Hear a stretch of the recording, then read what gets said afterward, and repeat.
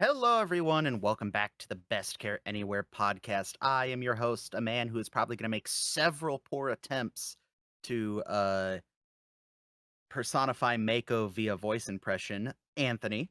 With me, as always, the man who can always elicit a "What the hell is that?" when he walks into a room. It's Ethan Wilson. Uh, Tokyo. Jesus. They got some sake and sashimi and some clean sheets. So kimono, kimono, kimono. How many days have you had this prepared? It is a standard A minor G, A minor D chord progression. It took Yeah. me 10 minutes, which is Uh, probably why it sounded like it did, but I'm not apologizing to God or anyone. fair. You did attenuate a little bit, but you know what? You're mostly good. How are you, Ethan? Welcome back. Oh, thank you. Happy August. Is it a happy August? I don't know. We're 4 days in. Everything seems normal. Okay. But yeah, what have you been up to, bud? Ethan. Uh-oh. Uh-oh. Ethan? Oh, we've lost Ethan, everybody. Alright, it's time to play the at-home game. Why did Ethan disconnect from the call? Is it A, tornado? B, his father tripped over the router again? C, some other unknown reason? Or D, his cat pressed the power button? Pull out your cell phones now and be ready to text the hotline. Mash 4077 pound sign. Don't actually do that. Nothing will happen if you do that. Don't do it. And submit your answers now. We have our first caller on the line. Hello, caller. You're on the air. Yeah, I can't help but think that you ought to kick that Ethan Wilson guy off the air. What happened? I think he is just I don't know. Discord froze and then it crashed. I think even the computer hates my singing. Okay, And then the correct answer, audience, for you playing at the home game was C, some other reason. The answers were in order: A, tornado; B, dad tripped over the router again; C, some other reason; D, cat pressed power button on the computer. The correct answer was indeed C, some other reason. no, the There cat is is no cash laying prize. peacefully on top of all of my freshly folded laundry, undoing all of the work I've done. I might genuinely keep most of that in. So yeah, all right. So where were we before you left? So what's new? What's exciting? What goes on in Kansas? Well, despite my best efforts, I still have 10 fingers. I am Mm. about to, in 5 days from current recording time, drive the 2,000 and change miles back to California for family related bullshittery.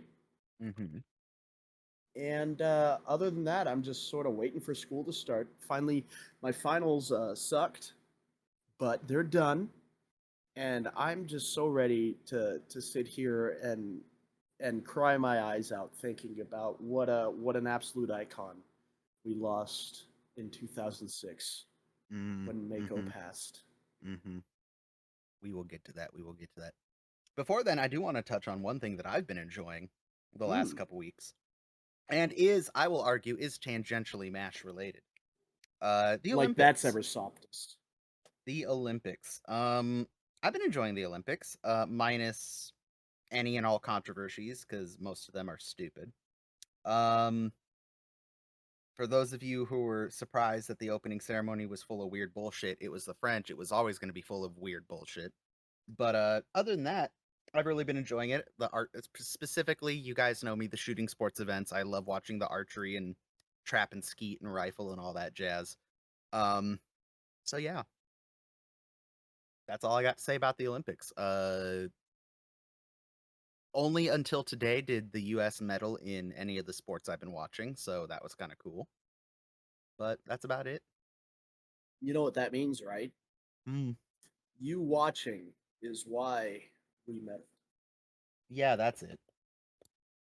You I have to will watch say the I am endings. not one of these people that's getting up like at the ass crack of midnight to watch the events live. I'm watching them on replay the next day. Or I guess technically it's the same day, just, in my time zone. Oh, So you still think France is real? Oh, Anthony, we had to have talk. We have to have a talk. I'm like a quarter French. Yes. France is real. How much are they paying you to say that? Enough. Well, I don't think we have anything to cover from the previous episode. I think everyone is pretty much on the same page about that, so let's just go straight into it. Are you ready? Aye, aye, Captain. Season 3, Episode 2, Rainbow Bridge, directed by our good old friend. I forgot to pull up his IMDb information. Hey Averback. Do you remember Hey Averback? Averback. No, I no, just. no, no, no. Is it really pronounced hey? It says Or hy. hi Averback. I don't know, man. Hi, Averback. Hey, Mr. Averback. That's a dumb name. That's I'll gonna be the say it. next song on the Concordia EP. Hey, Oh Averback. God, not the Concordia EP. Yep, You it's brought coming. it up, so now we got to mention it. There is a fictional AP by single artist uh Ethan Wilson called Concordia with several great yet to be written songs on it. I'm looking at the album art now. It is I shed a tear every time I hear the acoustic live version of She Broke My Heart, So I Broke Her Jaw. Man, that is really not gonna play well out of context. It You might really want to isn't. edit that one out, Chief. Maybe. The context is uh one night on a Discord call, Ethan left his camera on unknowingly and posed very Johnny Cash like uh while talking to his father outside his bedroom door that we could see on camera. So I snapped a screenshot, threw a black and white and a light grunge filter on it, and threw a album title on it, and it looks like the cover of like an indie uh country and folk blues artist from the early 2000s that he'd throw on like SoundCloud or something. So we also made up a bunch of fake track names, some of which I probably shouldn't repeat, so I won't. Is SoundCloud still a thing, or did that go the way of MySpace? It's probably still a thing. Hmm. You know what? You know what? Fuck it. Patreon supporters. We rarely get to show you anything unique and interesting just for you. If Ethan consents, I will share the album cover and the song list to the Patreon supporters. Do you agree to that, Ethan? I think we gotta. I'm game. Alrighty. That'll be I something special for the Patreon supporters. You can see Ethan's future EP, Concordia. But anyway, where were we? Oh yes. Hey Hi, Averback. Averback. Hi Averback. Hey, Um Averback. we have had episodes by Mr. Averback before. Requiem for a Lightweight, The Moose, I Hate a Mystery, Operation Noselift, and As You Were. That is What a mixed fucking what bag. yeah, What what a the mix. hell? Requiem What? for a Lightweight, The Moose, okay. I Hate a Mystery, okay. Uh, Operation Noselift, oof. And then As You Were was the oh, I'm getting my MASH episodes mixed up now. Which one's As You Were? you have to know. You are my beacon on Oh, this night. it's one of those ones that doesn't stand out firmly in my mind. Why can I remember As You Were? It was a season 2 episode. We Season talked about it 2, fairly episode recently. 20. The team delivers a baby, handles casualties, and operates on Frank Burns' hernia during a power outage while radar tries Oh, to that's divert. the Frank Burns's hernia one. Yeah. That's the one where they're in the gorilla suits. Okay, yeah. Oh, that's That's right. that's one of those that's one of those it's a lazy day in camp until it isn't episodes. Like there's a bunch of little incidental stuff going on and then Wounded arrive. That's why those episodes don't stick out prominently in my mind. because they all kind of. It's not quite like the anthology episodes, like the Dear Dads or the letters to and from episodes, but it's one of those like, yep, stuff's happening. But all right, yeah, that is a mixed bag from Mr. Averback. We do get what is this? This will be his third, fourth, fifth, his sixth MASH episode, and holy cow, um, sixth of 20 MASH episodes, and this is his first of 1, 2, 3, 4, 5, 6, 7, 8, 9, 10, 11 of this season. So much like we had, who is the guy from the first season that like directed half the episodes, or second season that directed? I'm forgetting all my good trivia now. It's been a long, hot weekend, folks. Don't. Jackie Cooper. Last season was the Jackie Cooper season. This season is the Averback season. Apparently, they both directed almost half the episodes for each of their seasons. So we'll see, Mr. Averback. We'll see. We'll be watching you. We'll be judging you harshly. We'll be watching your career with great I will. interest. We'll be watching your career with great interest. God, we're eventually just gonna, as a bonus, we're just gonna have to watch Star Wars. If we aren't careful, this podcast could very quickly devolve into just complete chaos. Real quick, do you know what I thought MASH was going to be too niche of a podcast? I would have loved to do like I still want to do a chronological watch through of Star Wars, but I'm scared to do it for a podcast because the Star Wars community is mean as fuck. That doesn't surprise me. The other thing I was going to say is, MASH, I guess, is still pretty niche enough. How many hundreds of podcasts do you think there are about Star Wars? Oh, so fucking many. That's the other reason. It's like, that's too many. That's too many podcasts. But anyway, so yeah, we're eventually going to get this episode moving. Season 3, episode 2, Rainbow Bridge, directed by Averback. His sixth of 20 mashes, with another 10 more just in this season, so we shall see. Written by Larry Gelbart and Lawrence Marks, and aired September 17th, 1974. So yeah, we open on something new for MASH. We open on some music, the musical stylings of Mr. Louden Wainwright III. So Ethan, I'll ask you this question because it has come up before and it will come up a few more times this season. This is the second time that how do I want to phrase this? The music of MASH, especially in the early couple seasons, is always interesting. We've had some of the weird, like, background music while stuff is happening. We had the guitar playing dentist from 5 O'Clock Charlie. That'd be Captain Banditti. And we have Captain Spaulding here, even though we don't hear his name in this episode. That is his name, Captain Spaulding. How do you feel about Captain Spaulding's inclusion in this episode? Do you feel it fits? Does it not fit? What do you think?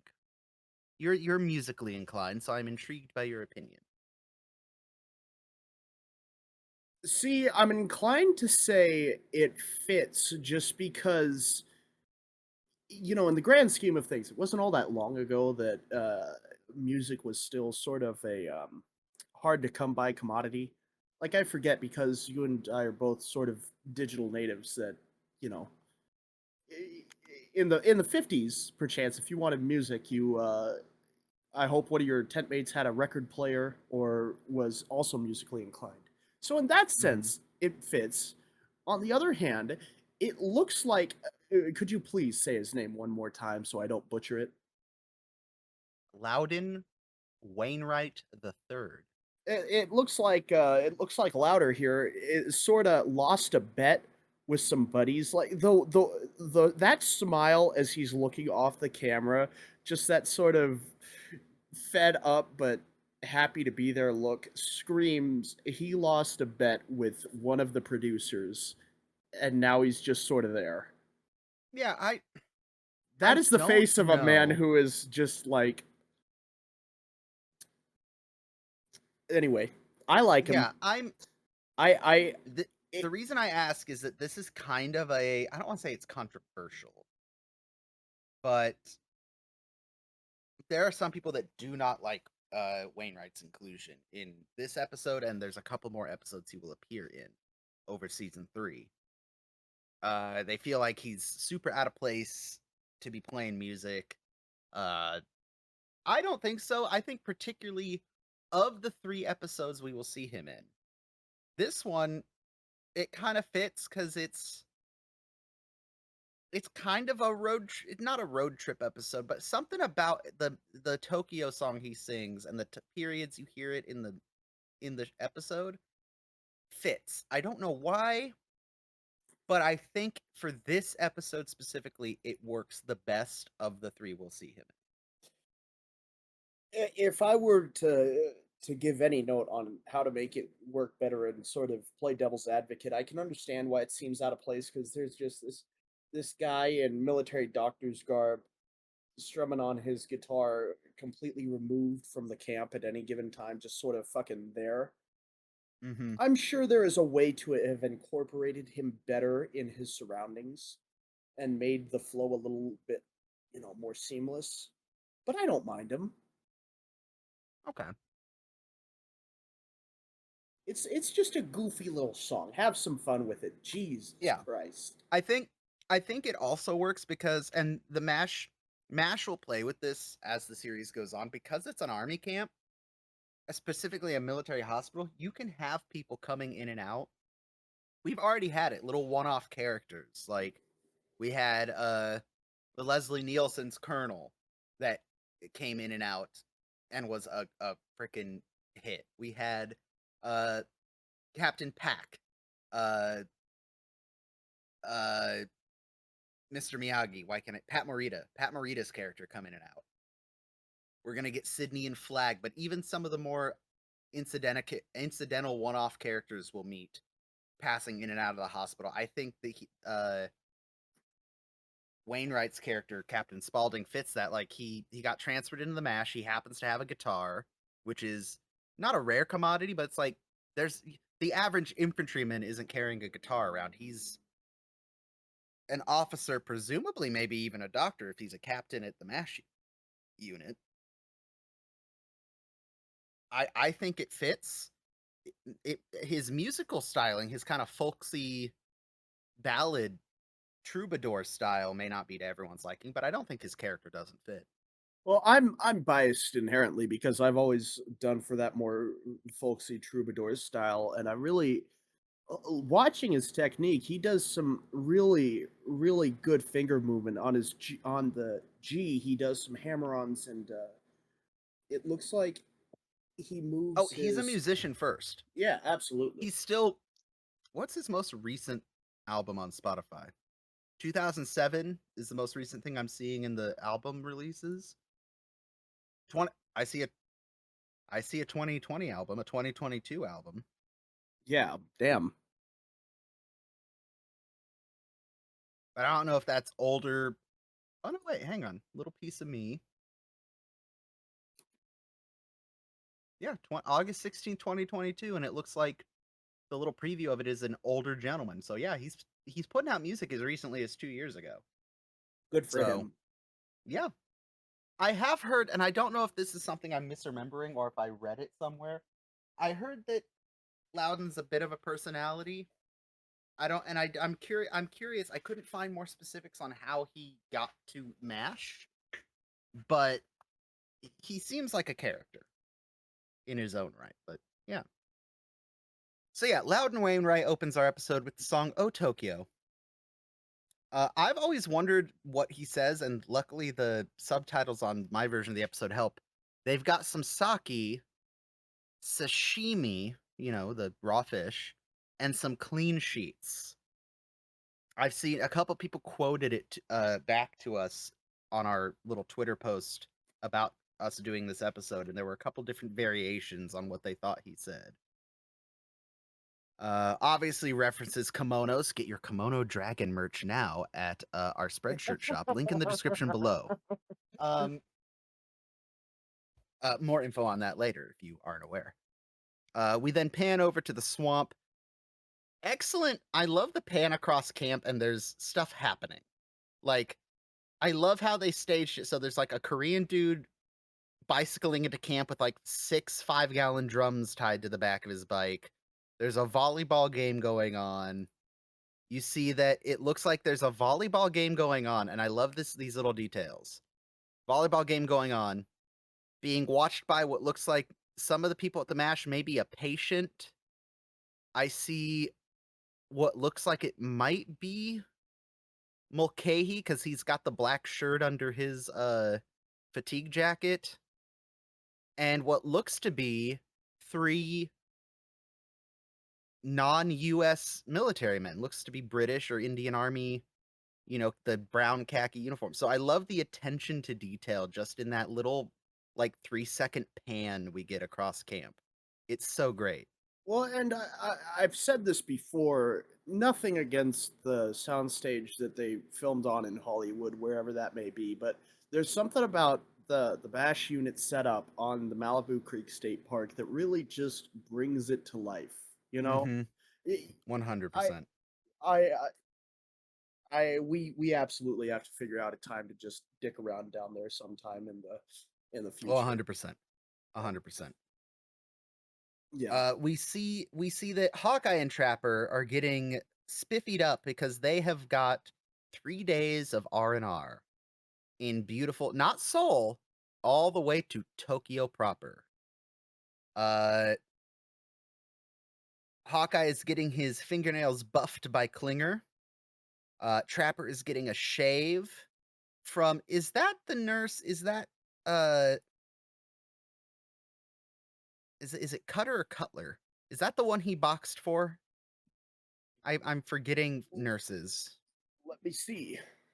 I think that's Margie Cutler. I can't say for a fact it is, but I choose to believe it is.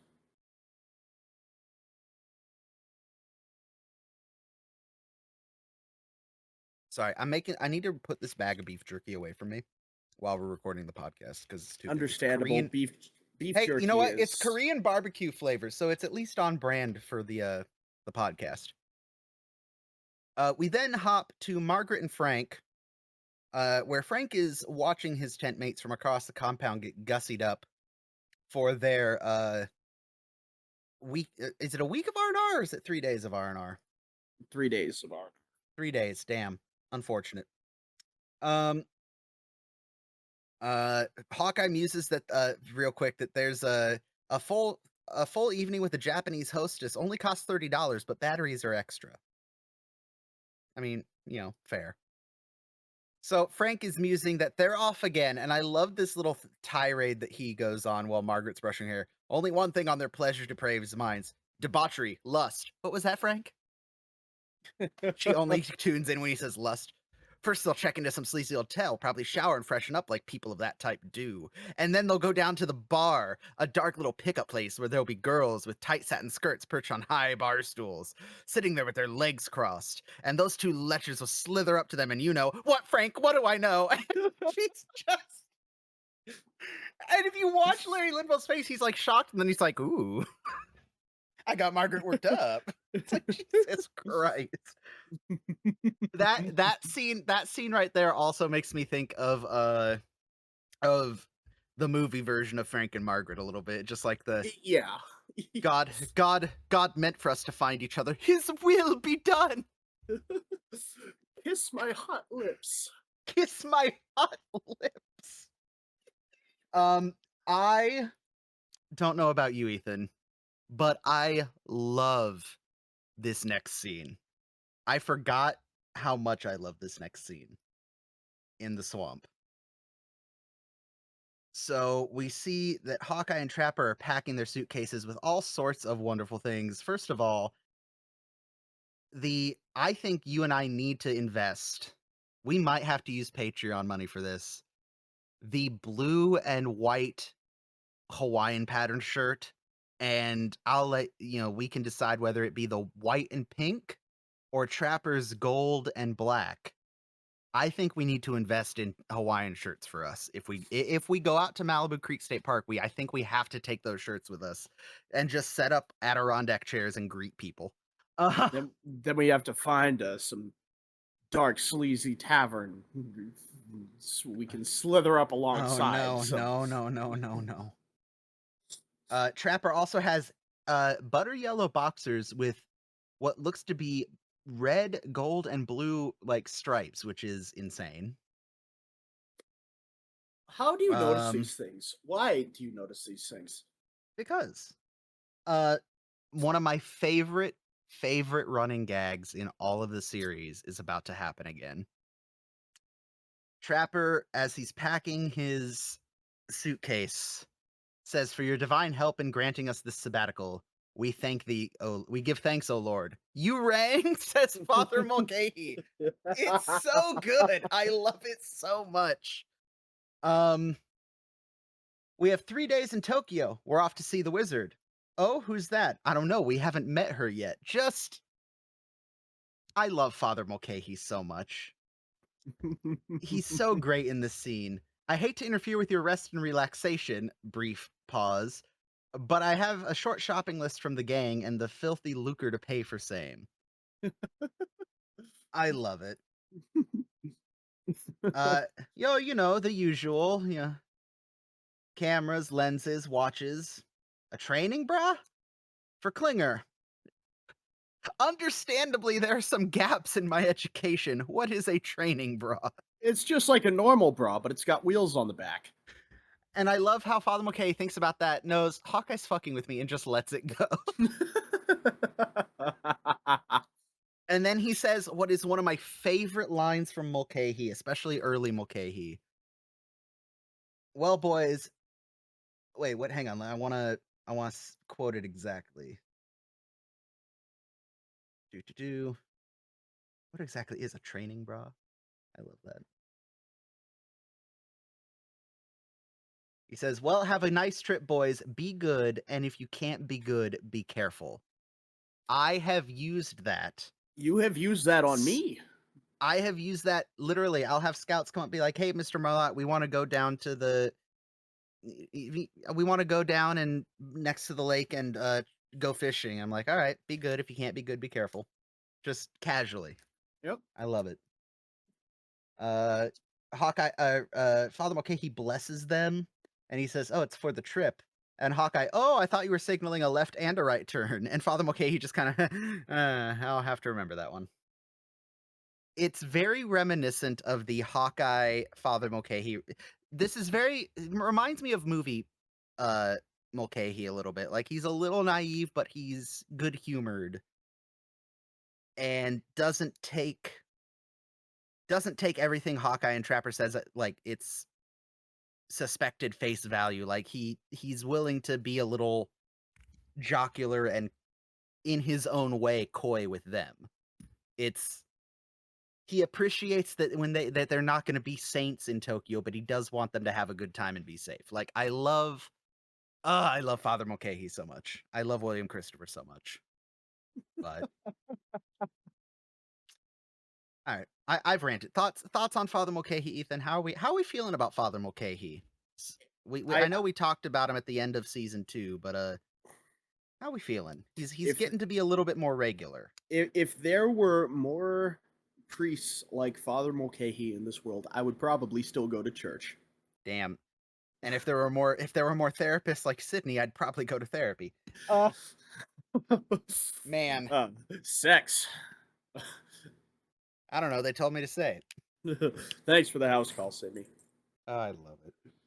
Um, so Henry comes in. He has a favor to ask of them while they're in Tokyo. He's asking if they could go to a bookstore on the Ginza next to the Japanese restaurant. Uh-huh. And pick up a package for Orville Carver. Apparently, Henry is Orville Carver, and he is ordering Japanese prints, old ones. Well, some things never change. Did you understand what Henry is ordering, Ethan? Henry likes hentai confirmed. Yes.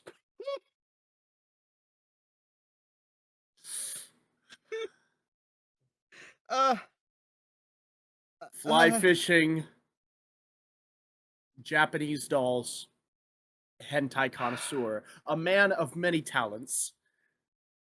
I only recently assumed that he's picking up like old Japanese woodblock art prints of like like sexy times, because that's a thing. Japan was super into like weird art and sexy times. You're During the kidding. yeah, it's when the Are shogunate you was running. sure? Yeah, when the shogunate was running the country and all the elites could spend their time on like poetry and music and art.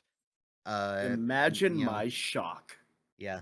So he's basically getting like century Japanese porn. Is basically what he's ordering, I think. Just You have to, old like and paint me like one of your 6th century Japanese concubine girls, you know? now, and here's the thing: if he's not using his real name, it's some fucked up stuff. It's probably not bad. It's probably just he doesn't want any record that Henry much like he has radar sign for the God, uh poor for Radar. the Havana. What 2 movies did he order in the last episode? Or in the one episode? Um, oh gosh, Marlena No- Flame and her tassels in the air or something? something to do with a goose, I think. No. Was it like Perfect Priscilla and her pelican or something like Yeah, that? that's what it was.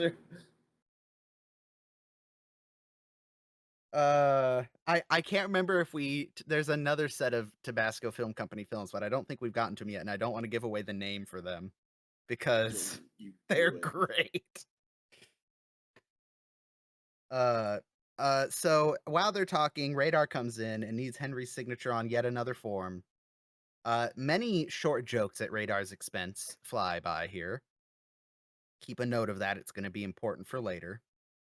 Um, Radar mentions this is new business. A whole truckload of plasma just rolled in, and of course, the doctors are like, "Great, the army is good at one thing, and it's delivering us crap sometimes when we need it. If we got a truckload of plasma, that means we're going to get a truckload of wounded to pump them into." So, Henry rescinds the 3-day pass because, as expected, wounded roll in. See, So, I gotta say, this is why you travel light. This is why you need to be ready to fucking go get a in bug out bag. 5 minutes notice. Because if they were in a Jeep headed to an airstrip, this would not be their problem. I know that's a very Hmm. callous thing to say about what was it, 437 wounded in 36 hours. Hmm. However, what's That's more three. important? That's Fun three times and a with a quarter. geisha or Fun fact: 473 wounded in 36 hours across 4 doctors. That's 3.3 and a quarter patients per hour per doctor my on god. average.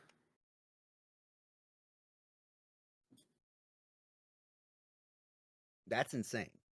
That's mind-boggling. I don't know how realistic that is, but it is what the math works out to. We'll So, get yep, Tyler wounded roll back in. on one of these and we'll Yeah, ask him. wounded roll in, and we get our first. I believe this is our first. Maybe not. It's maybe shown up before, but I know this is like the first prominent episode featuring the beautiful, the lovely. I wish I had thought to look this up before. I want to get a make and model. Mm, The bus, I, the casualty bus. I suspect it's 49, maybe a 50.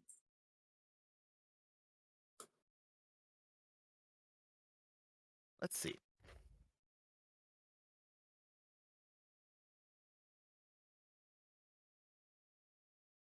It just yeah, from everything I can pull up real quick.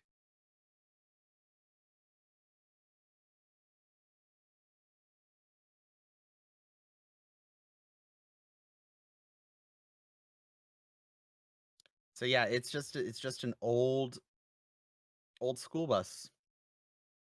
Uh, Okay, Actually, I was mistaken. It looks like it's a 54 Ford.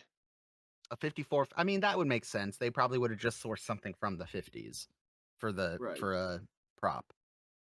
But Yeah, from what I can see, it's or from my research, because I don't know my buses, like a 1954 Ford B series.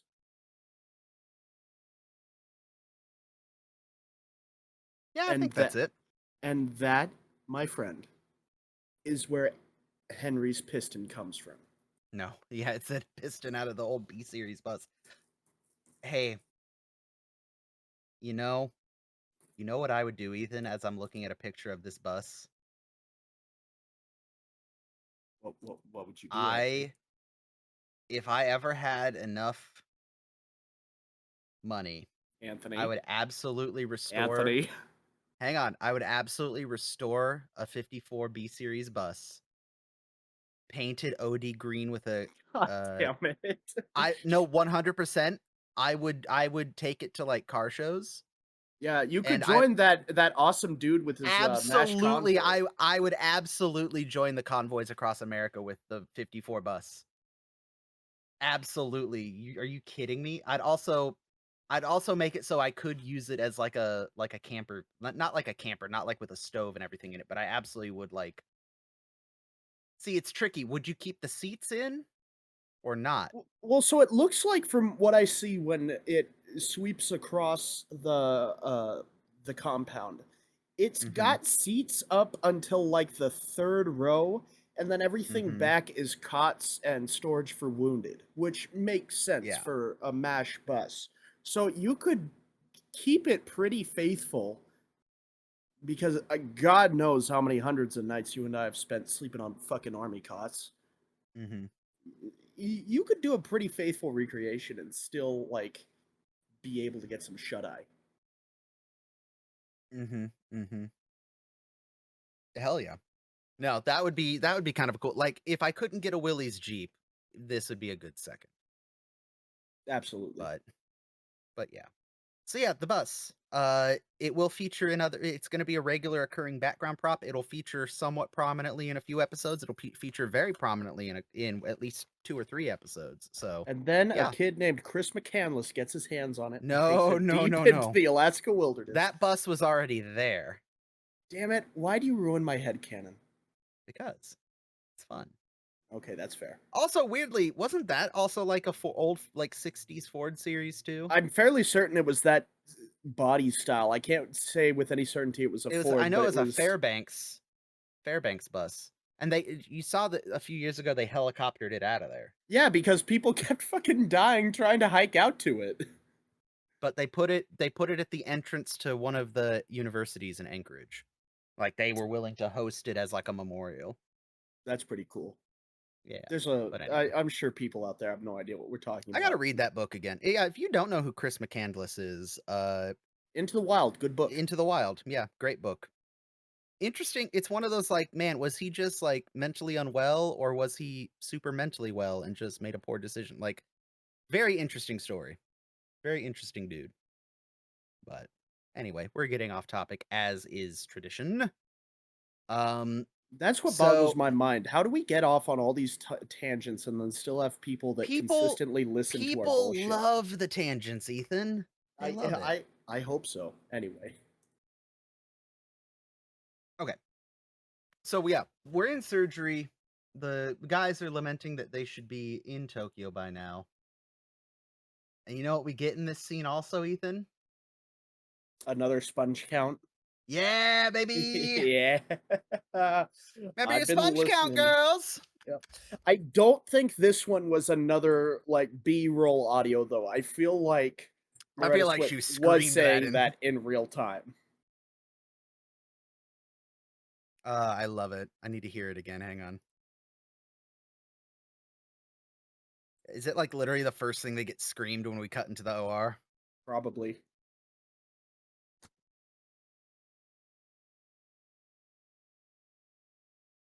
Yep, that's said in scene. Please remember the sponge count, girls. God, I love that. Everyone's working. They're all not happy because they got a bunch of wounded dumped on them, which fair. Uh, we see Klinger. Another. I don't know if this is the first time we're seeing this outfit, but I love it. Klinger's like matron outfit with the cape. It's so good. The blue and red like nurse's cape with the hat. So great. I gotta tell you though, if I were presumably in shock with a battle related wound and I looked up and saw that outfit, I would just feel better, you know? There's There's an episode eventually where a soldier's just like, Doc, why does my nurse need a shave? It's just, yes. They just look at Klinger. Uh, we then see that the everyone's starting to question, like, well, wait, hang on, wait a minute, why are we getting like lacerations and flesh wounds? Why, like, we have a ton of wounded. Why are we getting like simple wounds that could literally just take a bandage and wait? And it's because Frank is doing triage. But something I want to point out is during this conversation, Henry is trying to talk to Hawkeye about triage, and in the middle of it, he mentions, I can't do anything about it. I've got a bit of bowel that's talking back to me. And the nurse starts to hand him something, and he says, I didn't ask for this. I thought you might need it. Well, then I probably do. Excellent nurse doctor uh teamwork going on there. Like, the nurse is intelligent enough to know, like, hey, you're probably gonna need this tool, let me get it ready. And the doctor's smart enough to know that the nurse is smart enough to know that. Love that. As opposed to what we see out of Major Frank Burns, which is just he's an asshole. That So, was my exact thought when I first watched the episode. I was like, "Wow, imagine respecting your nurse because she also knows what the fuck is going on." damn, that's crazy. It's the oh, what the fuck is it's called? Crew resource management on like an airplane. It's like, just because you're the captain does not mean you're in charge and get to tell people what to do and what not to do. That led to so many aviation accidents in like the 50s and 60s, because it was like a hierarchy in the cockpit where if the captain That said do it, you do it. hmm. It took two 747s running into each other on a runway in Tenerife to correct that. Because the second in command tried to question if it was time for them to take off, and the lead pilot was like, I'm the lead pilot, don't tell me what to do. It's like, well, if you would have listened to your second, you wouldn't have crashed into another airplane. So, crew resource management. We love that. We love good teamwork. I am But really proud to be able to sit here and tell you and everyone out there that my ego has never led to anyone dying. mm-hmm. Well, that's come up Injured in is a a different story, but well dying. that comes up in a lot of the conversations we have with like our buddy Zach, which I am so bummed out that there is absolutely no reason to ever have Zach on this show, because this takes place in the Army, not the Navy. There's literally one episode where it might be probable to get Zach on as a guest, but it makes no goddamn sense. Um, one of our mutual friends is just worked his first union shift for the Merchant Marine. He's a ship's engineer, and one of the conversations that comes up regularly with him is like, "Hey, you got to trust that your superiors aren't going to do something to get you killed, but also you need to be able to say, hey, no, I'm not going to move all the ballast water to this tank, because if we do, our ship's going to be incredibly unstable, and I don't want to die." Like, there's a time and a place to question and give feedback, uh, and then there's a time and a place where you just go, yeah, no, this is fucking wrong. So, yeah, love that.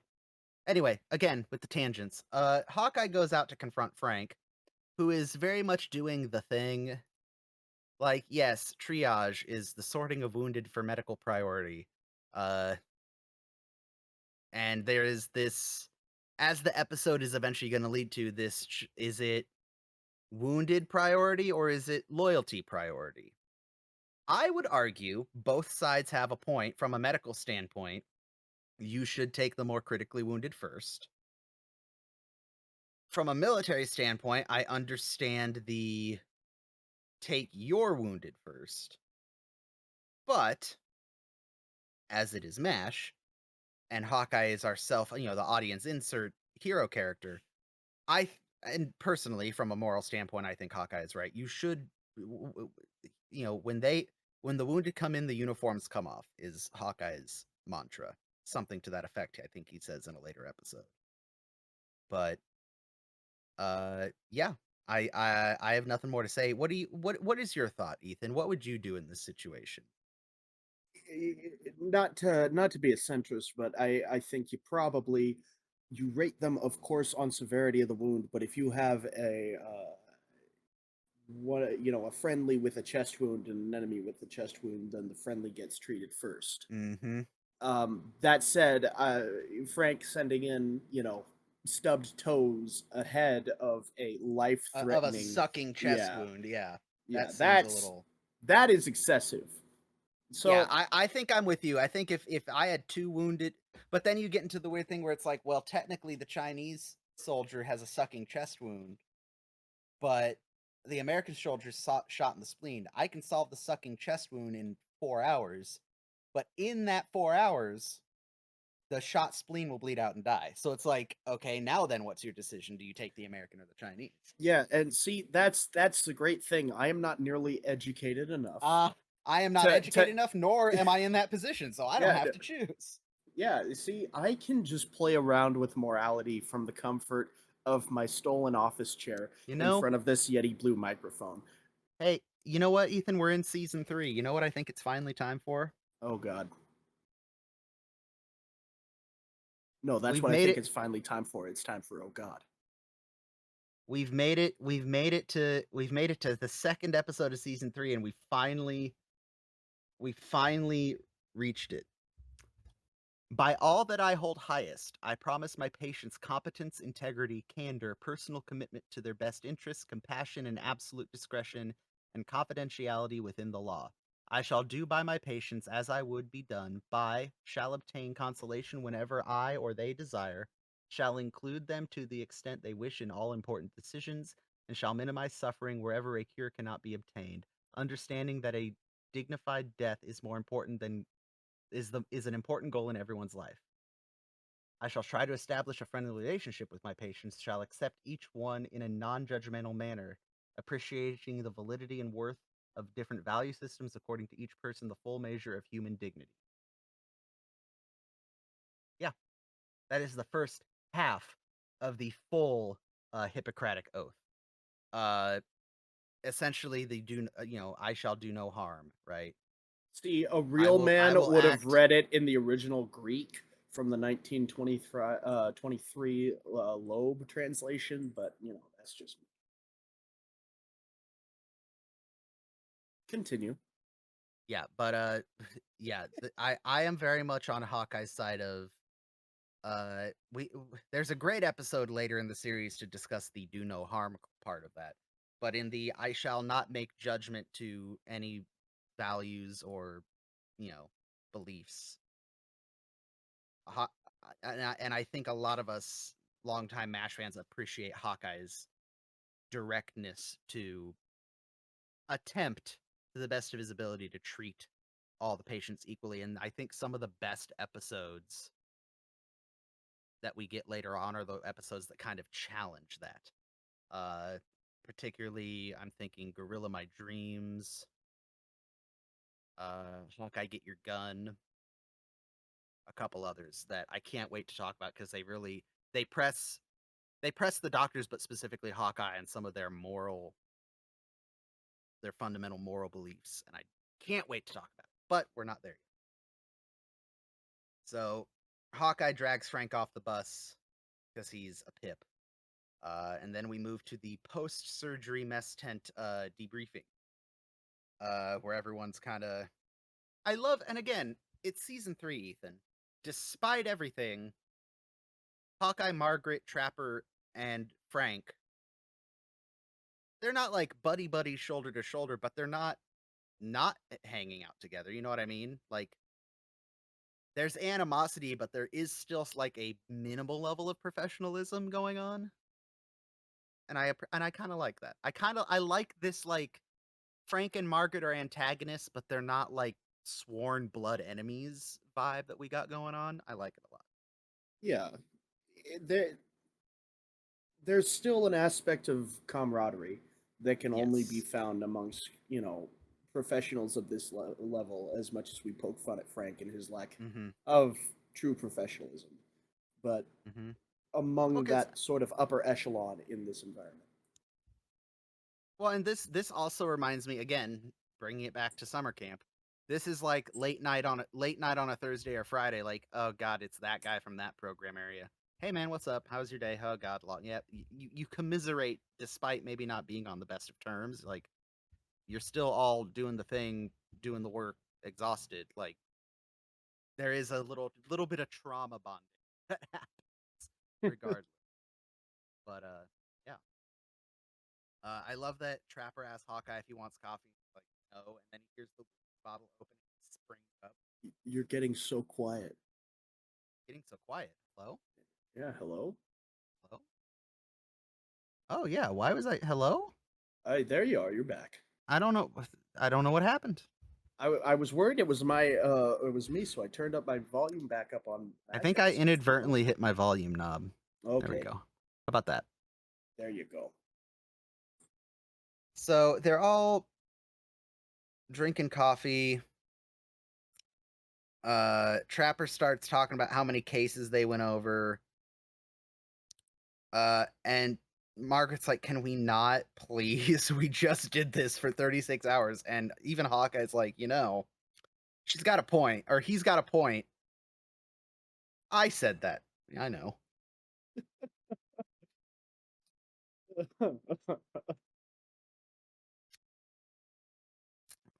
Henry comes in and he has a handwritten letter or handwritten note from Radar from a radio message he received.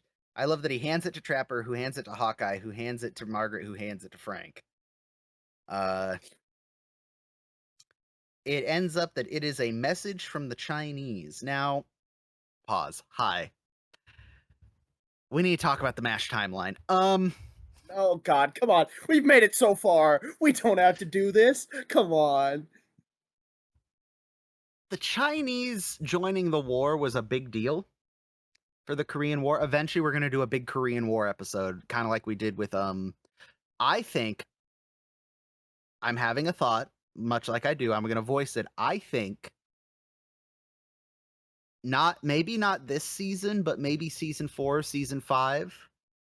We watched Taeguki Brotherhood of War. Remember the Korean Band of Brothers movie? Oh yeah. We watch it with Tyler, and we do it like we did Tora, where we kind of talk about how the Korean conflict built up and happened and all that. I think that would be good context. That would be Season would be 3, we got too much shit happening in season 3 already, but I think we're going to pencil that in for the future. But anyway, the Chinese joining the war was a big deal, and there's very much the correct canon answer for when the Chinese joined the war in MASH. It's I want to say it's a season 4 episode, but I don't know for sure. But yeah, in this episode, the Chinese are now involved, which would make the timeline of MASH very broken. So don't think about it. But the Chinese called the MASH unit because they have 9 wounded American infantrymen on their side of the line, and they're willing to let the doctors come get them so long as they arrive unarmed and with a limited number of people, thus resulting in the argument of it's a trap. Oh no. The Chinese approach to war. Frank gets in one of the dumbest things that Frank says. When are you going to learn about Chinese treachery? Did Pearl Harbor teach you nothing? I laughed audibly the first time I heard that particular line. That line doesn't make me laugh. It makes me do exactly what Hawkeye does, just head in hand. Yeah. You know what Frank is truly proof of? Mm. That wonderful quote from Mark Twain that travel is fatal to prejudice and bigotry. It only goes so far. I love that quote. That quote is on the giant pinboard map I printed for my room. It is one of my favorite quotes. Hang on, I'm going to have to... Travel is fatal to prejudice, bigotry, and narrow-mindedness, and many of our people need it sorely on these accounts. Broad, wholesome, charitable views of men and things cannot be acquired by vegetating in one little corner of the earth all one's lifetime. I want that on a bumper sticker on my truck before I go out to Kansas next year. I love that. My dad has said, and I think it is part of the reason Frank is the way he is. My dad strongly believes, and I mean, it would be nice, but it's not really an affordable thing to do nowadays. My dad has said, like, hey, if you're not going into a 4-year college out of high school, you should take 2 months and travel the country. Not necessarily the world, because that gets expensive, but if you live if you live in a big city, travel across the country and see how people in more rural areas live. If you live in a rural area, travel to the big cities and see how big city life is. Understand like the gradient of different lifestyles that exist across the country. And I think that second part of the quote, and many of our people need it sorely on these accounts, is so very true. I think people don't travel enough, and if they do travel, they like blinders on and don't actually like. On a side note, I'm so excited to drive out to Kansas in June. I'm so pumped. It's gonna be a good time. I will gladly, if someone says, you're not from around here, I'll gladly look them in the eye and go, yep, I'm from California, and put my hand out for them to shake it. Like, I am within reason. Like, I'm not going to do that to a tweaker in Cheyenne, but you know what I mean. Like, I Yeah, want to Wyoming travel. tweakers are built different. I want to travel and have it proven to be that not everyone in the US has become like a self-centered piece of shit. That is my hope. Say nothing, Ethan. I want to live in this fantasy for a minute. So yeah, there's arguments of what would happen if they go. Are they going to be set upon? Are they going to be? Is this for real? Is this a trap?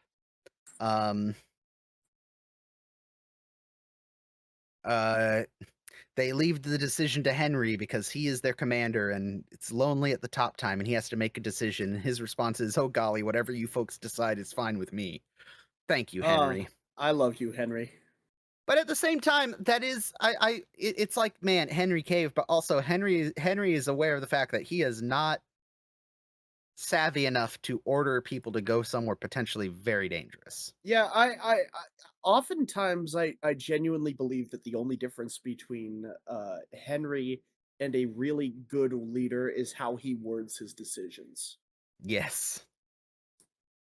If he had just a little bit more bravado or confidence, whatever you want to call it, and give the whole "I would never ask you to do anything that I wouldn't do" Mm-hmm. speech, he does not have to come off across as inept as he does, but he does, and I love it. It's what makes the show fun. Mm-hmm. Trapper lays down kind of the blatant facts. The Chinese have no antibiotics, no real surgical setup. Their way of treating a simple fracture is by amputation. And Frank, not considering the fact that the patients they're talking about are American, well, boo-hoo for the Chinese. It's like, they're pretty clever when they want to be. They invented gunpowder and spaghetti and pigtails. Little Feet for Women by Louisa May Alcott. It's great.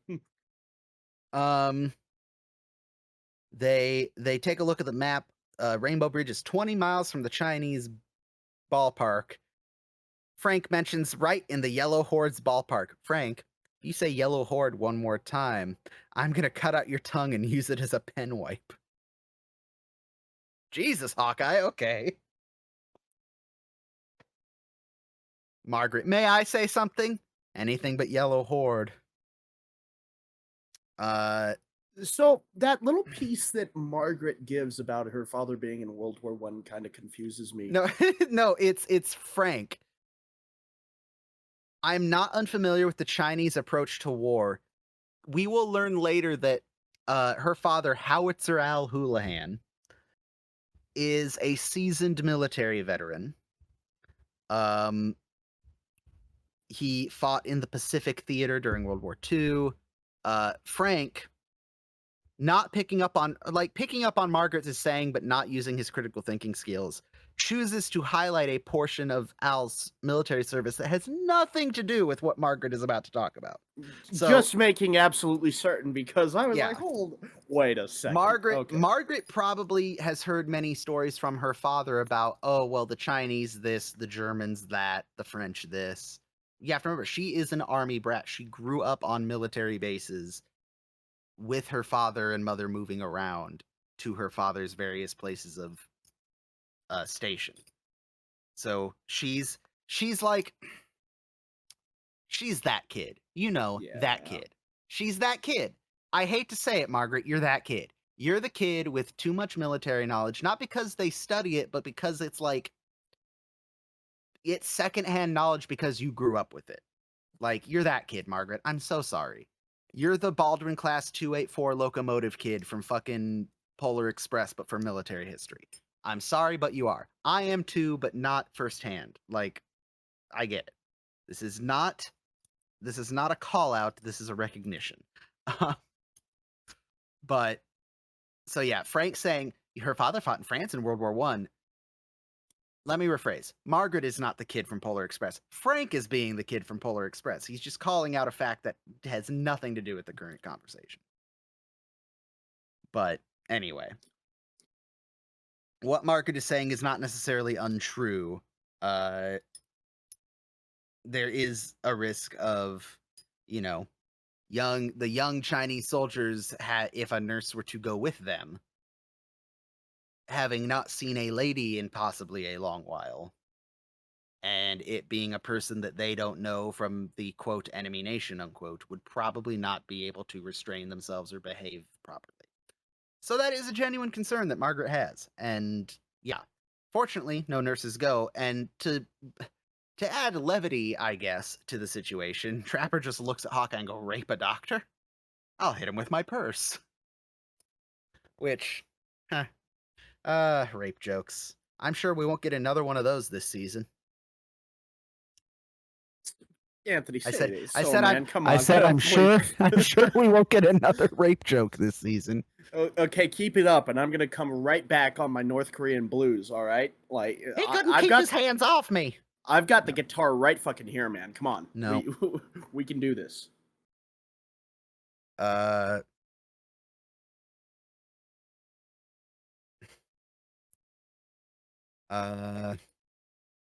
So they agree that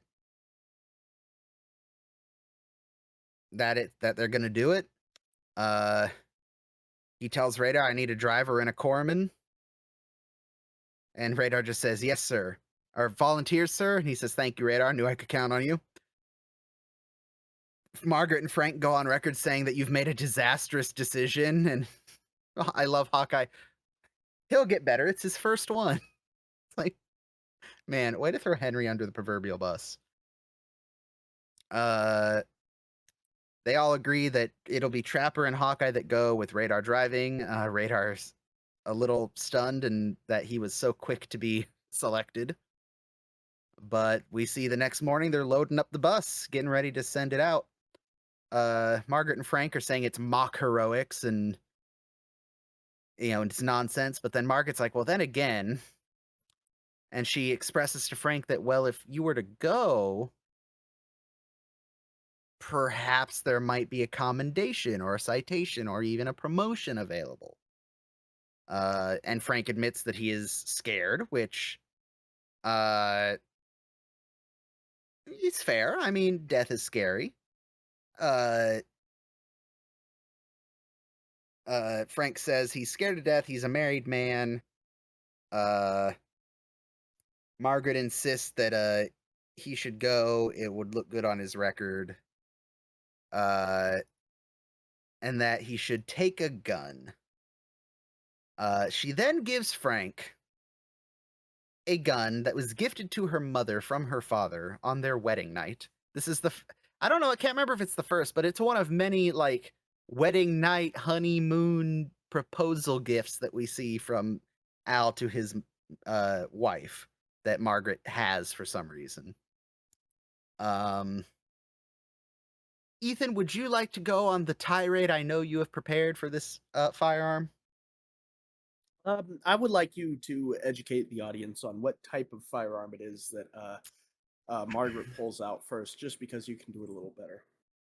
So Margaret gives to Frank a pearl-handled, beautifully engraved, might I add, pearl-handled, beautifully engraved Colt 1908 25 caliber vest pocket pistol, designed by Oh, that's really interesting. Who was it designed by? by our Lord and Savior, Jonathan Moises Browning the First. And when he ascended from the Black Sea with the 1911 in his hand, he said, "Nay, there should be another, a smaller one that can be easily concealed from even the most prying of Chinese eyes." And he gave unto us the 1908 vest in 25 ACP. So God he went bless you, back in John Moses time. Browning. He went back in time 3 years from when he created the 1911 to give us the 1908. It took a fraction of his power. And you watch your fucking tone when you You know talk what's about funny? Saint Browning.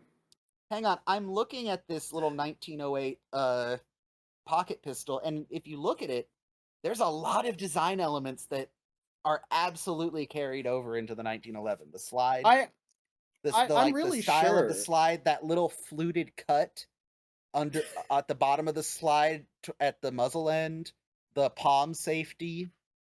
I Uh, suspect that disassembly, like the inner workings, are probably similar. yeah, I wouldn't call it a rough draft by any means, but I'm certain it was very early prototype, for lack of a better word. yeah. If I showed you that first half inch of the muzzle end of the gun, you'd say, yeah, that's a 1911. Like the big thick slide with the little fluted channel. Yeah, like I didn't consider it till now, but it does very much have the appearance of a Browning designed handgun. Frank's trigger discipline and Don't, dude. constant I thought we could flagging. avoid it. I thought we could avoid it. I Margaret, can't. I'm I sorry. can't. I'm gonna call Margaret out. Margaret. Now,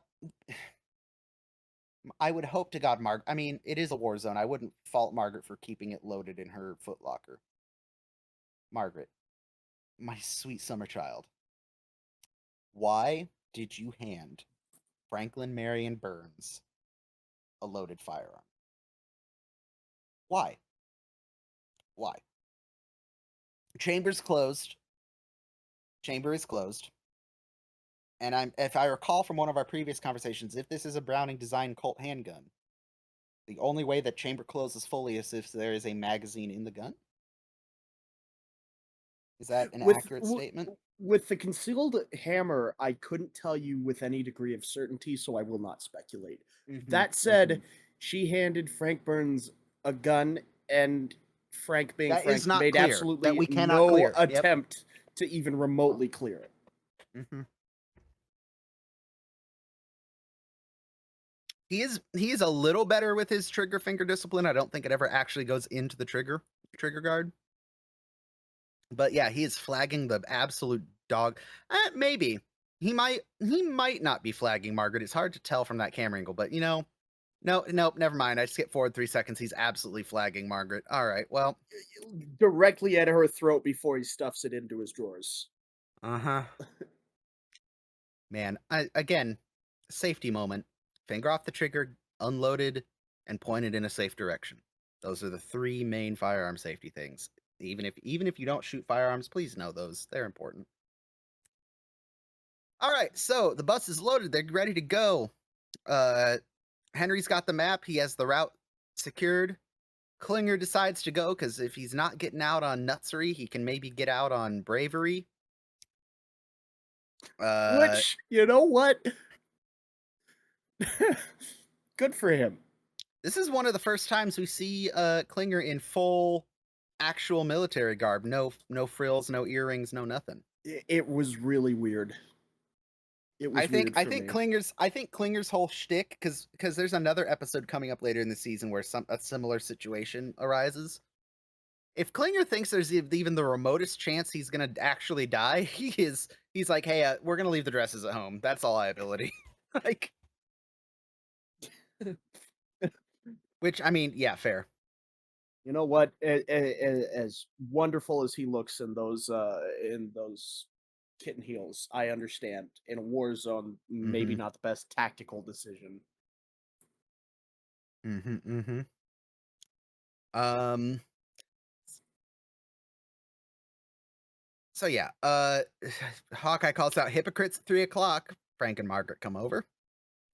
Because Frank has decided to join this heroic mission of mercy. So they all load up on the bus. Mulcahy comes over to bless their mission. And we see, I will say, I think this is also the first appearance of Frank's whistle. Have we had Frank's whistle yet? Not that I can recall. Oh boy. He holds on to this whistle for a while. It makes appearances. Until it is confiscated at some point. So the bus rolls out. And you know what? This is where I think the episode fits a little better. Or the music does. I think if we saw the bus roll out and then immediately roll up to the bridge, it would be weird. But I don't know how you would write like stuff to happen on the road to the bridge. So having Louden Wainwright do his song as like a little transition while the bus drives for a minute, I like it. I think that works. Yeah. Real quick, flag continuity. It appears that the flags are the right way up, and they are using the 48-star American flag, which is the correct flag. So God bless. Absolutely must find the Rainbow Bridge on our hike out to the film site. Choose to believe this that the is blown up Jeep next to it is the one that 5 o'clock Charlie managed to get. maybe. I don't know I mean, how it I found don't its way say, 70 miles north, but that's really not my problem, is I it? mean, in a practical, like actual real world sense, it probably is. They probably just dragged it up the road to where they filmed this. Yeah. But yeah, I don't know. I've tried to look it up a couple times if there's there's we'll learn later in the seasons whenever they have to stop on the road to do something, it's almost always the same rough section of road. There's like a big oak tree at the side of the road that's a good like spot to film stuff. But I wonder if anyone has actually mapped out like, hey, if you hike Malibu Creek State Park, this is where, this is the dry creek bed where they normally film these kind of scenes. This is the roadside spot where they film a bunch of like the pulling over to change a tire type shit. And I'm curious if anyone's like documented any of that. But we get our little travel montage. They get to Rainbow Bridge and we see that they park the bus on their side, and on the other side there is a covered truck with some Chinese soldiers, an officer, and the 9 wounded Americans. I love that Radar the entire time has his hands up over his head. We see the Chinese officer wave at them, and Frank, Hawkeye, and Trapper begin walking across the bridge, and the Chinese officer and his soldiers come to meet them. And there's this, I think seeing this episode for the first time must have been interesting because this is one of the first times we have an up close encounter with the enemy outside of the unit. Like we had the berserk Chinese, we had the prisoner, Chinese, communist in Radar's report, but that was in a semi-controlled environment, right? Like he is a prisoner and he was in the MASH unit. Yeah, he got hold of a knife, but it wasn't like he was a threat, but it was a contained threat. This is different because they're unarmed and there's 3 Chinese soldiers with, as Trapper points out, Russian burp guns, PPSH 43s, Soviet surplus from the Second World War. Fire, I'm pretty sure what Trapper says is accurate. 30 something rounds a second. That's That fucking is, nuts. yeah. And you know what? I have to say it. We're all thinking it. Elephant in the room. Hmm. Chinese military officer drip goes hard. Man, don't think I haven't thought about buying a wool overcoat from Americana Pipe Dream. Don't think I haven't. There's so much military surplus coming out of Eastern Europe right now. Don't think I haven't thought about getting a full like Polish, 70s military overcoat. Problem is they don't usually make them in 2X, but no, the officer drip. And to be fair, looking at this looks like a bunch of Soviet surplus, which would make sense, like late 30s, early 40s Soviet surplus, because it's kind of that the soldiers are wearing the heavy wool vertical stitched winter uniforms. Like, it fits. It Yeah. tracks. The Ushankas with the big uh, People's Republic star on it. Gotta love it. I will share, I forgot about this. I'm gonna skip ahead to an audience member comment. Uh, Chief Smash Forever, Scott, who will be on an episode later this season, and we just got to reach out to him and finalize the actual rough date when we're recording it, did share some stuff with us. And I watched this episode through a couple times to make sure. I don't think this thing he shared with us is actually in the episode. I think this is a unique screenshot or picture taken for the promotion of this episode. He has, and I will share this picture with you, Ethan. Please. He has the original press photo given to the Chicago Tribune to promote that this episode was coming out later in the week. So that photograph, I don't think that frame exists in the final cut of the episode unless I've completely missed it. I don't think it does either. I But don't that is think we. such a cool angle for a shot, is it not? That's pretty badass. I don't think that shot's in the episode. I'm watching this scene back again now, and I don't think there's a camera shot from that angle. But Dr. That Ling Chan of the Army of the People's Republic, or Ling Tan, I should say, not Ling Chan. Ling Tan, Army of the People's Republic, portrayed by the one, the only, Makoto Iwamatsu, better known as Mako. What a treasure this man is. Or I should say, this man was.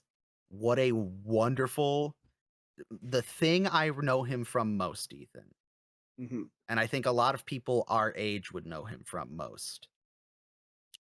Again, for our older audience, if you have not experienced the children's TV show Avatar: The Last Airbender, I know it's an animated Nickelodeon kids TV show from 2005, 6, and 7.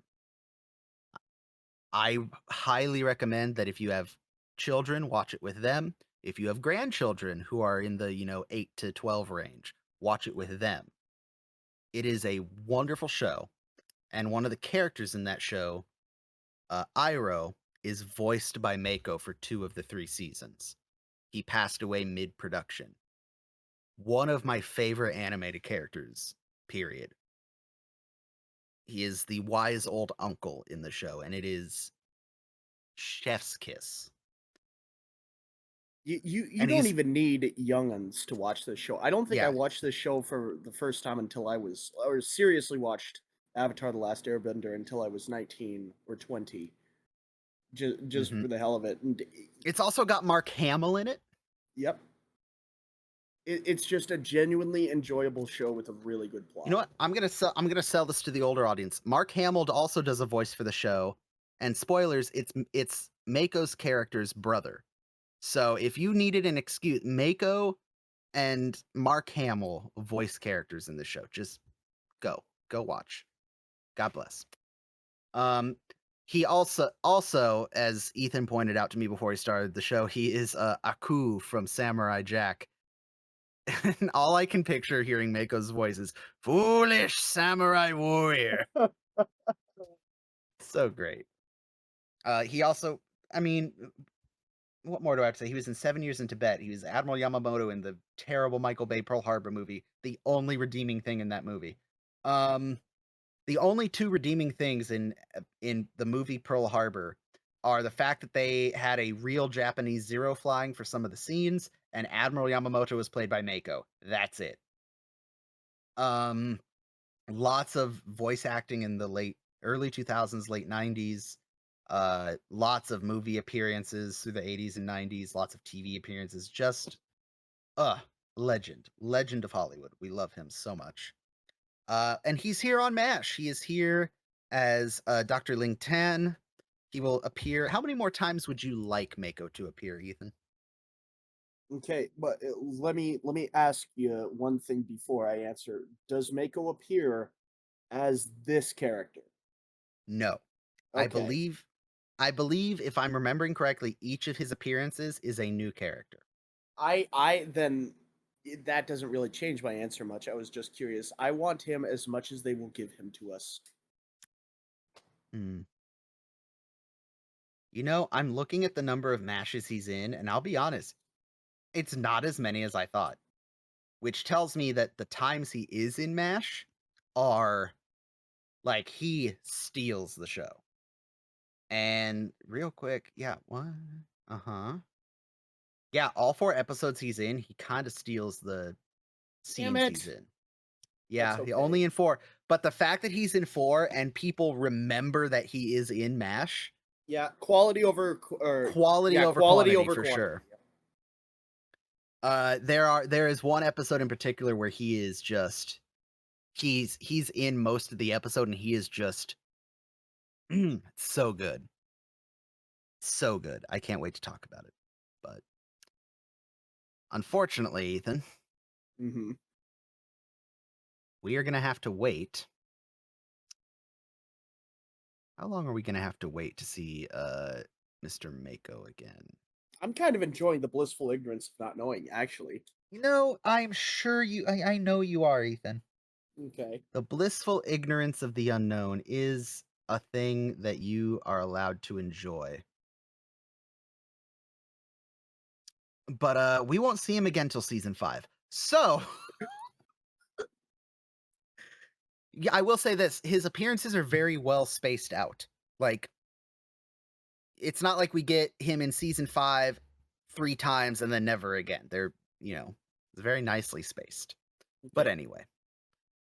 So Dr. Ling Tan, or I think I've said his name wrong 5 different ways. Uh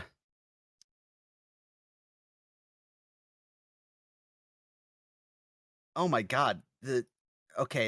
I've Dr. Lin Tam is what IMDb says, so that's what we're gonna go with. Dr. Lin Tam, of the Army of the People's Republic. He's done his job. He's got a list of the wounded. He's a surgeon. He is clearly an educated doctor. He says he went to University of Illinois, same as Henry Blake.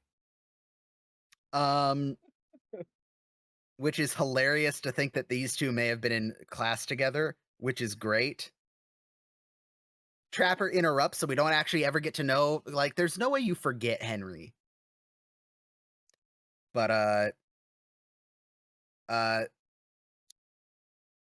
Dr. Tam says, "Well, if you've observed our conditions, you can bring your vehicle across the bridge." And he gives a harsh, quick command in Chinese to the soldiers. And Frank does the Frank thing and panics. Now, Ethan, Yo. this is we're gonna have a similar conversation to this over the course of the series.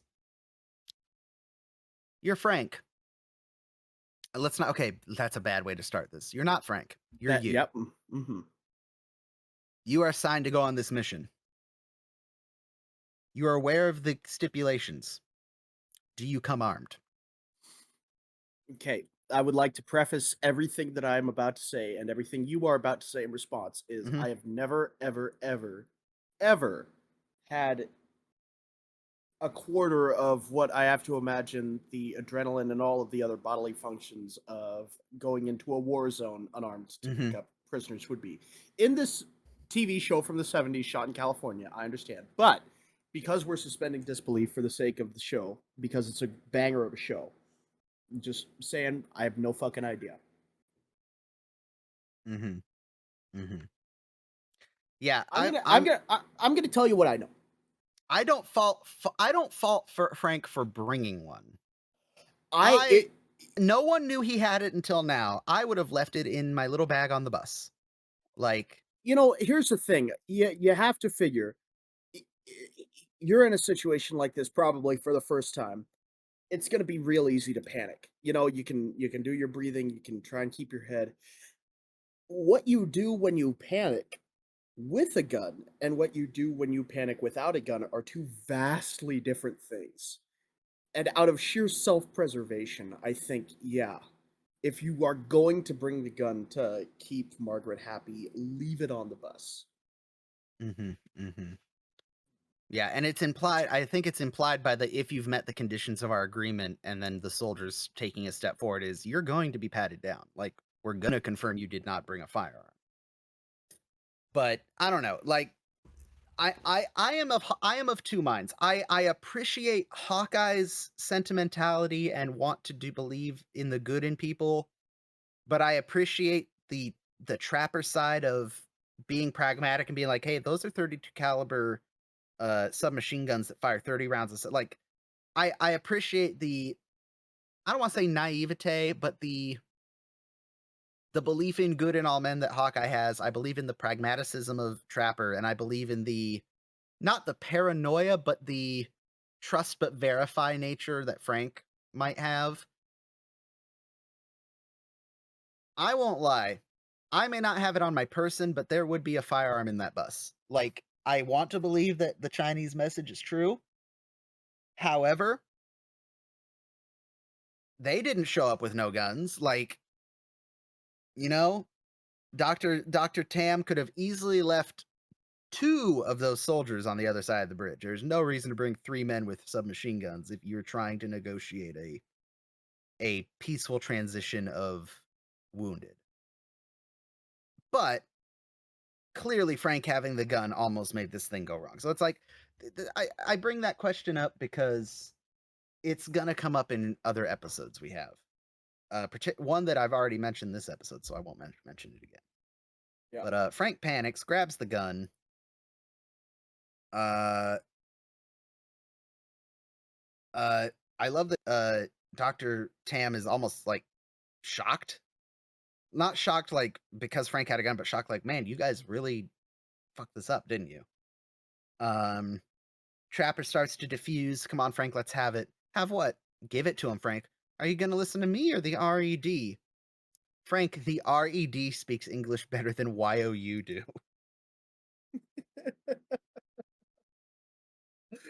And rightfully, and this is where we get the other side of the coin conversation. Dr. Tam, Hawkeye points out you're doing something decent in the middle of a giant indecency. Don't do it just because, my goofball friend here wants to, do his General Custer impersonation. And you get the other side, like, is it not enough that your planes harass us day and night? It makes it impossible for me to treat my own people. We make a civilized gesture, and you respond by coming here with a gun ready to shoot us down, which, again, semantics. I don't think if I brought a firearm, it would not be for the purpose of wanting to shoot them down. It's like, hey, fair is fair, but I am gonna cover my ass if you're gonna cover yours. You know what I mean? Continuity. Hang on, I just noticed a very cool continuity thing. There are Chinese characters on the clipboard, on the paper on the clipboard. Oh, that's Like, awesome. yeah. Uh, but there's the moment where it's like, look, you're trying to do something decent. Give them the gun so that we can show them that you know, they can have it so that we're unarmed and we've met their conditions. And Frank pulls out the 25 caliber handgun, and it was one of the greatest lines of any of Mako's characters. What the hell is that? And he's like completely. In a way, Frank almost made a friend. It's kind of great. And then we get I really like the shot of the pan out from across the pond as the Americans and the Chinese like work together to carry the wounded to the bus. I kind of like that. No, I am a that's a really good shot. I am a big sucker for the friends to enemies type storylines. Now, we're going to ignore the fact, not going to acknowledge that the Louden Wainwright playing his guitar scene was absolutely filmed at the same time they filmed the last one. Don't think about it. There's totally not the exact same volleyball game with the exact same people standing around happening. Don't think about it. Um, but it is assumed that all the patients made it back to camp. Uh, Man, yeah, it's literally just the same extras, and that one Korean on the bicycle with the buckets is just riding in circles around the volleyball game. Um, we see that. Hang on just a second. I need to turn the subtitles on because I want to hear what Radar's saying.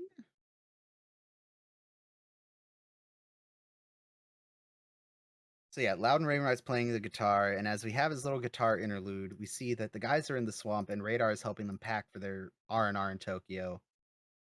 And he's kind of saying like, "Oh, I don't mind telling you, I would have been scared. I was scared. You know, I was thinking I might become a doctor when I get back to the States. Uh, I'm packing your pajamas, but may should I even bother? Haha. I don't know how you guys do it. 16 hours of surgery, 36 hours before that, trip to the bridge and back, and now you're going to Tokyo.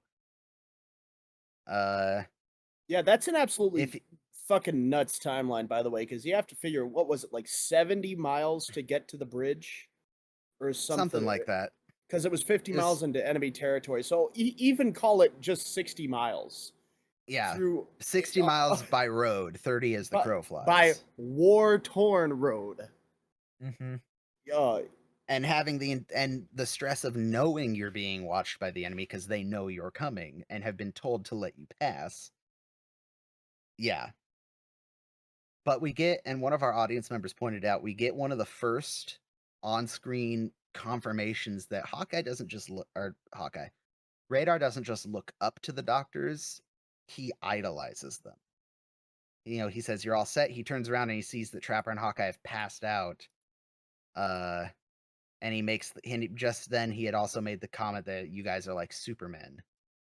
And he goes around, he puts blankets over them, knowing that they're not going to leave for R&R tonight. And as he leaves, he just quietly whispers, "Superman." Ah, really Radar. fucking touching scene, man. Like, what the Yeah, fuck? genuinely. Which is gonna make some of this. It's gonna make an episode we get later in the series really interesting to You discuss. But shut your mouth right hey, now. hey, right, wrong, or indifferent, it does. No, Radar idolizes these two, especially Hawkeye. Uh, to a degree, I don't think Hawkeye appreciates yet, but I'm actually looking forward to that conversation. That sounds like it'll open up some fun rabbit holes. yeah, you know what they say, never meet your heroes. All right, so with that, that is Rainbow Bridge. Ethan, what are your thoughts? This is an episode that it seems like the MASH community likes, but it also, in my mind, has some like, I don't know, people. I've also heard people who said they don't like it. So I'm curious, what are your thoughts? This is one of the few episodes I remember seeing after my Dukes of Hazzard reruns finished. Mm, Specifically, I have a very vivid memory of falling asleep in the big old armchair we had at my first house, and then waking up when Mako gives his command in Chinese to his men, just being jolted awake and going, "What the fuck?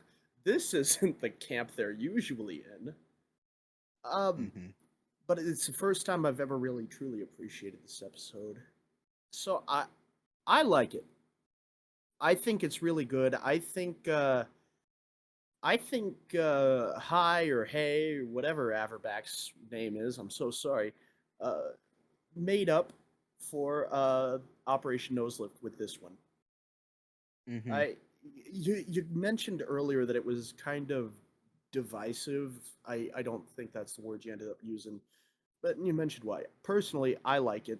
There are some areas I think could have been handled with a little more tact. Sort of some scene transitions that could have been done a little better, I hmm suppose. But for storyline, for quality of conversations to be had, I think it's just a great episode. Yeah, I'm looking at the list of episodes that Averback has done and that we will see him do. Very just interesting. an interesting tone to his episodes. Hmm. Yeah, I'm looking. Yeah, wow. I'm looking. He gives us episodes all the way through to season 10. There's some big gaps in there, but still, the episodes he gives us are very interesting.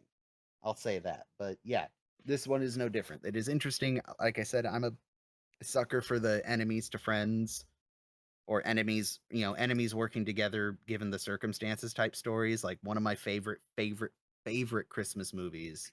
I highly recommend it if you can find it. It's called Joyeux Noël.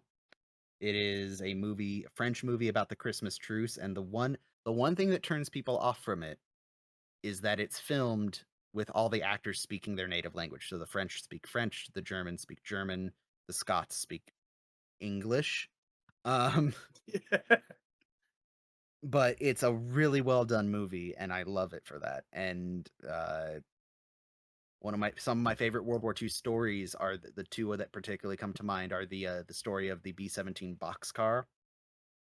That's the one you've heard this story, Ethan. It's the one where the B-17 was shot to shit, and the German fighter goes up to intercept it, and he realizes none of the guns are shooting at him, so he escorts it uh, Oh, yeah. to the What channel. was it? The Stigler.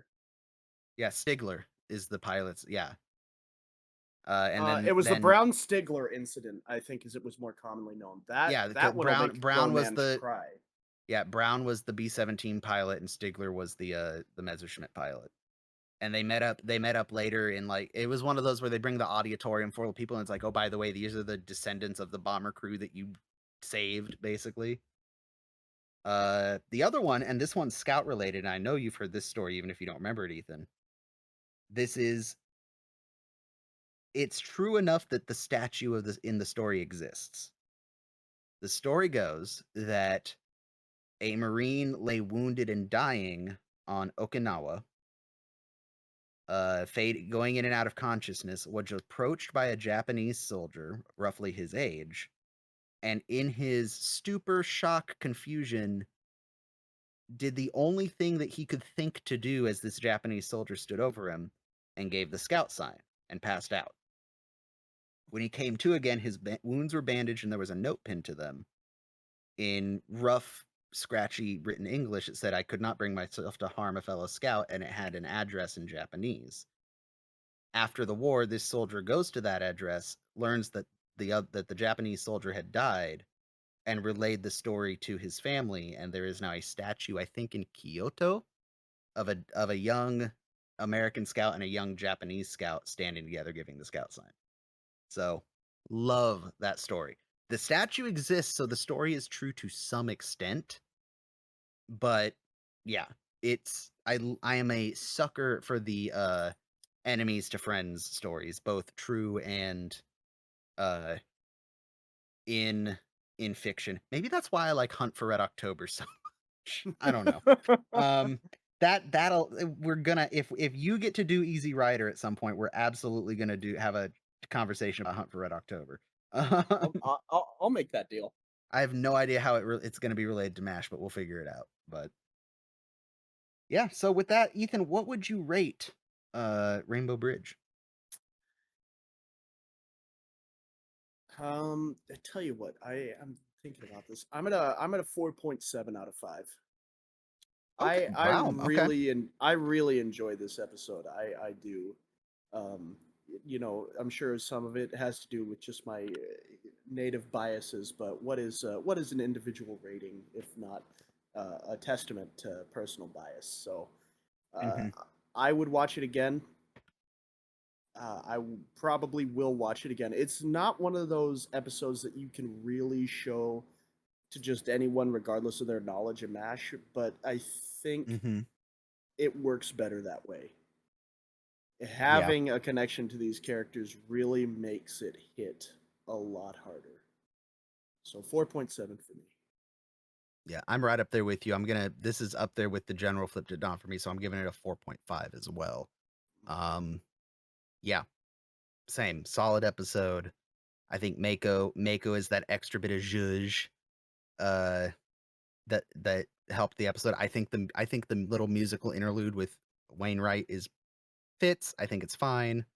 Um, the pacing, I don't want to say the pacing's weird because it works, but it is a very different type of pacing. We get basically it's almost 2/3 of the way through the episode before we get to the actual like thing that happens that the episode is named after. So it's very very interesting how the pacing was set up for it. But yeah, I like it.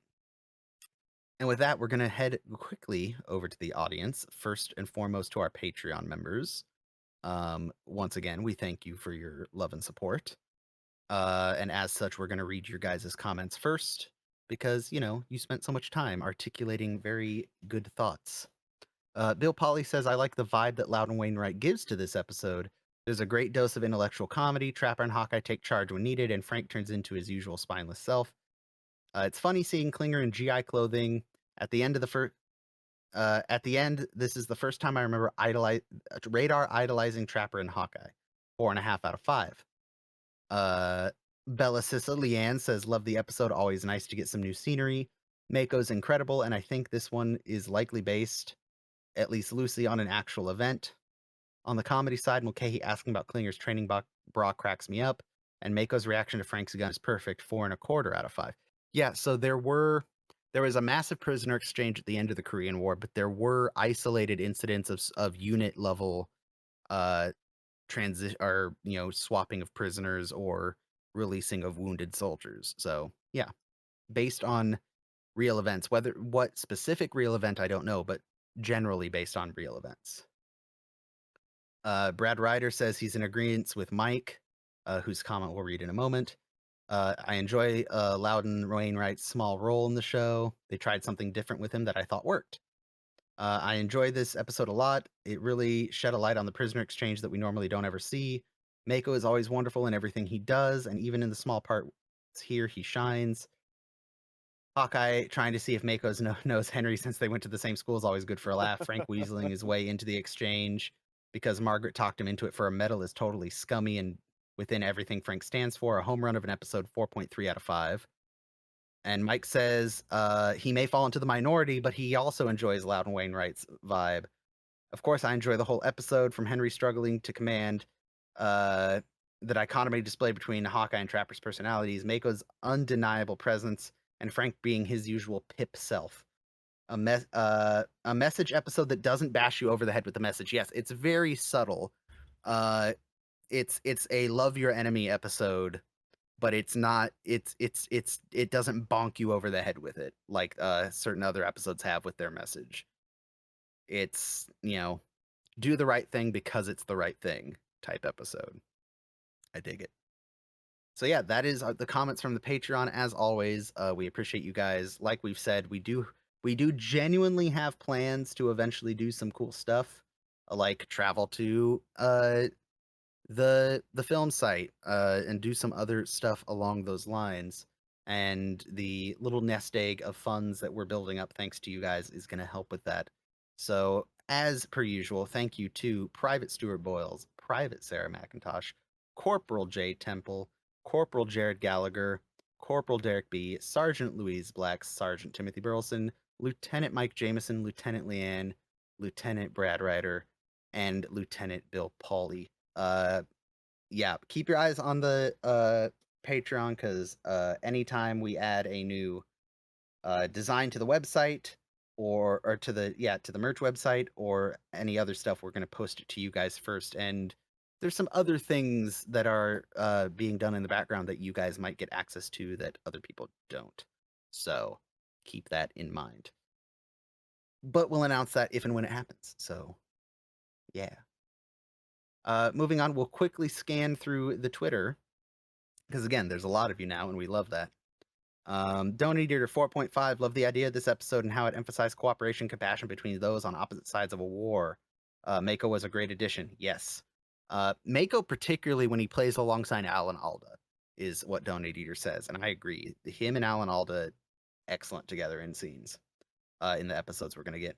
Chad Smith, whatever you guys decide is fine with me, but seriously, 4.3 out of 5.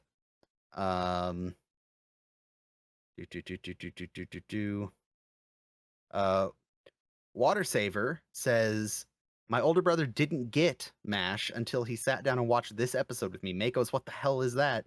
had him rolling on the floor, and now he has joined us and has become a masher. We love it. Hell yeah. Uh, Adam Price says 4 stars. Transplant Rockstar. The idea of a troubadour was a fun touch. The song is not the best, but it's a cool idea to try. 4.25 burp guns. Good blend of comedy and drama. This cemented MASH as a dramedy. 4.5 out of 5. Yeah. It solid episode. For some reason I thought people disliked this episode more than it seems that they did, but that might just be me hearing it from other people. But yeah, that is Rainbow Bridge. Our next episode is Officer of the Day. That'll be an interesting one. And I will tell you, coming up in several weeks, I got to get a hold of him and start planning it out.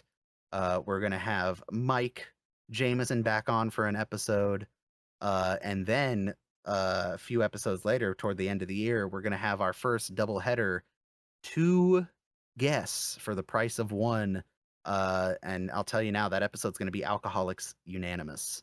And you guys can spend all your comments guessing which 2 guests we're going to have on for that. So look And forward to what it. I will be drinking in excess, given that the name Oh, of the no. episode is Alcoholics Unanimous. So Yes. And as we said, there's also some plans for season 3. We still need to do a movie episode. We are going to watch Kelly's Heroes sometime in the next month or 2. It just depends when Ethan is traveling and when we need a break from MASH. We are going to do the table read of Father Hawkeye Knows Best at some point as well. yes. The reason why we're doing some of these filler episodes throughout season 3 is because right now the end of season 3 is the same week. If we do our every 2-week recording schedule straight as it is, Abyssinia Henry will be the same week I'm traveling to Kansas, which is not a good time for that to be happening because if you're a MASH fan, you know Abyssinia Henry's a big deal. The season 3 wrap up's going to be a big deal. And the first 2 or 3 episodes of season 4 are going to be kind of a big deal. So that's a lot of very intense MASH episodes, and I do not want to be traveling in the middle of all of them. So if we can push them back another 2 or 3 weeks, we're definitely going to do that. But stay tuned. There's cool stuff happening. I'm having fun. Ethan, are you having fun? Always and forever. Good. Ethan answer question good. Ethan get treat now. Really? Yeah. One final thing before we leave and depart fully. We did get an email from Jana Fisher to our email, basically saying, I'll summarize. They're enjoying the podcast. They've been listening since August of last year. They've grown fond of it. They themselves are younger than Ethan and I, for sure. But they themselves are fond of MASH. They're nice to know that younger people are still getting into MASH. They love the guests that we've brought on. They said with Anthony planning a road trip and Ethan being out in Kansas, they wanted to kind of get to know their fellow MASH fan and fans of the podcast. And the initial idea was to maybe set up some sort of Google Doc that people could say, this is, my name, the rough geographic area I'm from, my favorite character. But I think people will be hesitant to put personal information into a document they don't control. So I will do this. Let's do it's season 3. Ethan, shall we do a brief roll call of our fans? If you are listening, go to whatever social media that you follow us on. There will be a post when this episode goes out, and comment under it saying, with whatever information you're comfortable sharing, your name, your age, if you are comfortable sharing that, the nearest big city to you, if you're comfortable sharing that, and your favorite character from the show. And we can kind of get a sense of who all's in our little community that we've created here in the podcast realm. So if you're yeah, feeling wacky, maybe the last 4 digits of your social. last 4 digits of your social, your blood type, who you bank with. Yeah. Big one. The VIN number on your personal vehicle. And your favorite pet's name. Dude, again, I know it's the end of the episode, but tangent, all those stupid like discover what crystal you are or whatever questions on Facebook that has you like answer what are very clearly supposed to be answers to common security questions. And people are like, I got amethyst. It's like, they're fishing for data, right? But whatever. You go, Becky Sue. Whatever. That's all I got. I'm going to go off on a tangent if I don't stop. Have a great night, everyone, or day, or morning, or evening, or whatever you're experiencing, and we'll catch you in the next one. Bye bye. Oh, Tokyo. They got some sake and sashimi and some clean sheets. Oh, come on, oh, come on, oh, come on, oh. Tokyo's a town that I love the best. East and west, maybe west. Forget about the twain, it'll drive you insane and teach you things you never knew.